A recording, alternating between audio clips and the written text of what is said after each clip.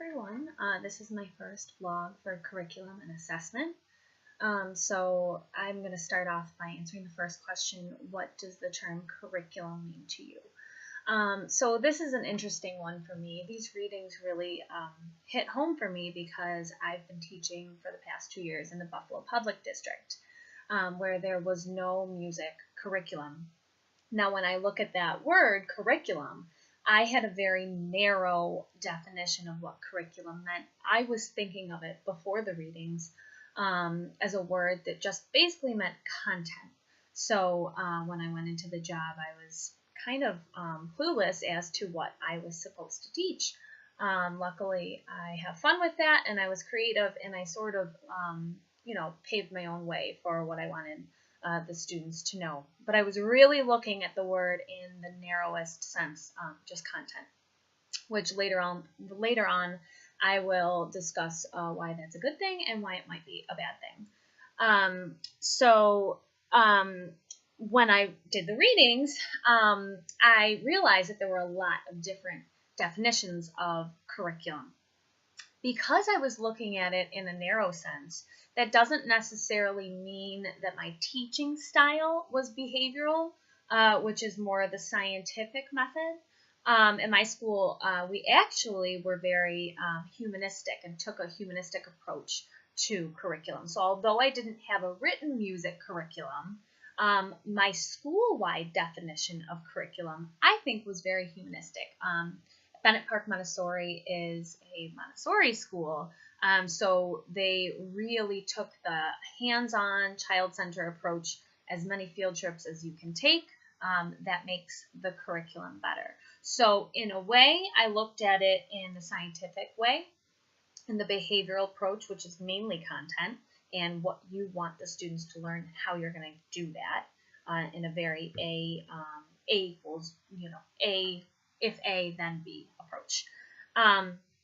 My school also took a systems approach. So having the whole school on board with the same ideals, to me, was sort of similar to the systems approach. We were really a team. So this year we wanted everyone to write in every subject, and that was part of our school-wide curriculum, not necessarily the music curriculum. So I feel like I have a few different definitions depending on which way I look at it and in what context I look at it. Caswell and Campbell talked about curriculum being all of the experiences that the students have underneath the teacher and under the guidance of the teachers. I really like this definition, especially being in a Montessori school for 2 years. The students are learning more than just content in my class, especially with the population that I deal with. There were fights in my room. There were problem-solving things that we had to do in my room. So it wasn't just content that the students were learning. I loved how Reading 2 talked about how curriculum was a mirror of society. Society is complicated today. It's confusing, and that's why curriculum is. So we always have to be questioning, are we doing this appropriately, and reflecting on our curriculum. Curriculum shouldn't be central enough so that schools, curriculum should be central enough so that schools in similar areas are learning the same material, but different enough to encompass each school's originality and uniqueness. I want to pose a question to the listeners.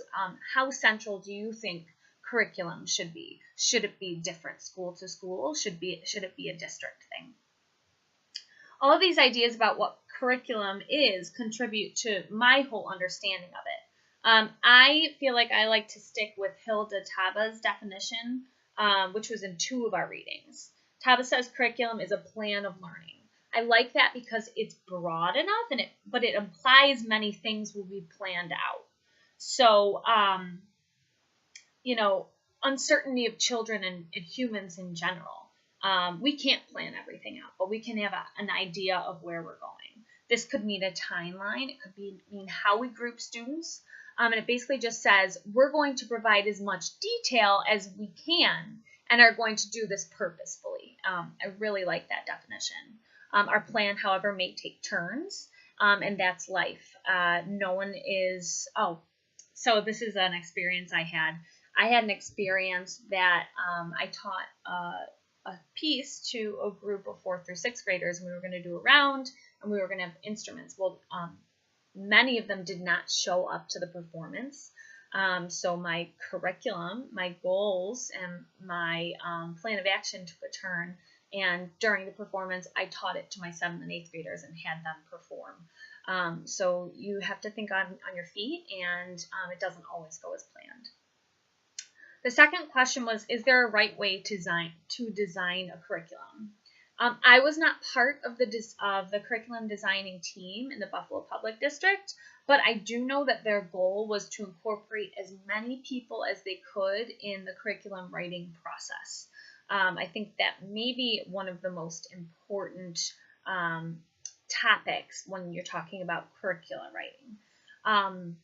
Reading 2 also talked about knowing what questions to ask. So if I were writing a curriculum, we would need everyone to decide on how we were defining curriculum. Are we just talking about content and then leaving all of the implementation up to the teachers and administration, or are we writing that into the curriculum? Is it going to leave room for the goals of the whole school, or is it just the subject of music or math or what have you? Who is in charge of making sure that it is implemented correctly? How much of a role is the student going to be taking in creating this curriculum, if any, depending on the group's mentality? Is that important? To me, it is. How accessible is it to everyone? Buffalo Public wanted our whole curriculum, and they were defining that as content. Buffalo Public was putting it online, and I really liked that idea. Buffalo Public is creating a content curriculum, so what you have to cover, ideas, but then leaving how you implement that up to the teachers. So in that regard, I like that definition. I think there needs to be a balance, enough people on the curriculum writing team. You always have to have follow-ups with reflection, which was spoken about in many of the readings. Is this working? What are the kinks? And not every school has the same population, kids, teachers, etc. So it's probably going to be in between scientific and non-scientific. So you have all these questions to talk about when you want to create a curriculum, and it's a good thing. What factors would you consider when designing curricula? So this is the third question. Joseph Schwab in reading 4 talked about the original factors, which definitely need to be incorporated. So that's aims, knowledge, learners, processes, teachers, evaluation, and content. But it goes past this. So how are you defining curriculum? Again, is it just content? Is it course of action as well? Perhaps go with a few definitions so you cover all of your bases. How are you going to align the curriculum to the national and state standards? But also make sure that the curriculum will work for varied learners in all populations involved. What do they already know? Is this different across different schools, depending on who this curriculum is for? I actually experienced this. So when I went to Bennett Park Montessori and I was sort of creating a curriculum as I went, I sort of saw that different classes knew different things.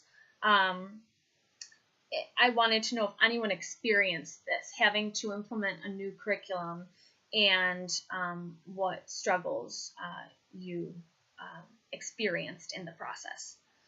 When you're designing, maybe talk about implementation and write this in that it's up to the teacher at certain stages of the curriculum.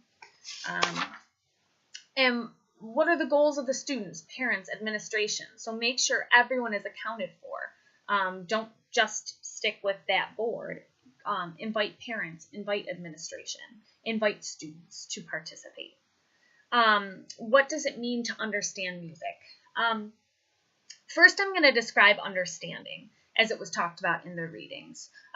When we understand something, we should be able to carry out those same tasks and solve those problems in a different setting. They talked about the 6 facets of understanding. So explanation, interpretation, application, perspective, empathy, and self-knowledge. I related this to one music topic. So what does it mean to understand a topic like sight reading rhythmic exercises for an 8th grader? And then I broke it down. So interpretation, student would be able to describe the significance of that rhythm. Is it complicated? Why is it complicated? Is it simple? Would this rhythm be used for a dance? Why is it on the beat? Why is it syncopated? Maybe it might be tied to the use of the rhythm and where it came from. Application, can they sight read rhythms in drum ensemble, band, chorus, to what extent and difficulty? Perspective, this is tough with sight reading rhythms. So maybe someone else could tie this in. How could a student show perspective in regard to sight reading rhythms in music? I could only think of realizing and explaining that in some cultures rhythms aren't written. So maybe having the student realize and explain when rhythms are notated and when they aren't, that might show perspective. Maybe a few of you have some other ideas. Empathy. For rhythmic sight reading, maybe you give the students a scenario where they're the conductor and they're empathizing with the conductor. What happens when your musicians can't sight read? What happens when they can? So why is it important you're actually having them take the role of someone else and experience it firsthand, take a walk in someone else's shoes, as the reading described. Finally, self-knowledge. Students can reflect on what they know. This is probably the most important thing that we can teach our students, is how to self-reflect, because they will use it in all facets of their life. Last but not least, how do we know understanding when we see and hear it in music? Article 4 talked about musicianship, that was like the end-all be-all, and I agree with that. How do we know if a student has musicianship? And all I can think of is we need to create an environment where musicianship is facilitated.